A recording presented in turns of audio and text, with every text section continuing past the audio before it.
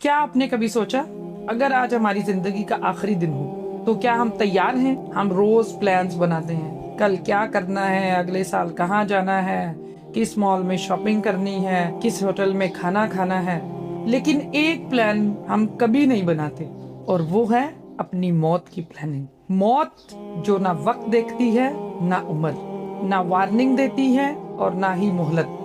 کتنے لوگ جو کل ہمارے ساتھ تھے آج اس دنیا میں نہیں، اور ہم ابھی تک غفلت میں ہیں۔ ہم سمجھتے ہیں ابھی بہت وقت ہے، ابھی جوانی ہے، لیکن حقیقت یہ ہے کہ موت کو ہماری عمر سے کوئی فرق نہیں پڑتا۔ جب وہ لمحہ آئے گا تو نہ موبائل کام کرے گا، نہ پیسہ، نہ دولت، نہ شہرت، نہ دوست، کچھ بھی نہیں۔ صرف دو چیزیں ساتھ ہوں گی، ہمارے اعمال اور ہمارا رب۔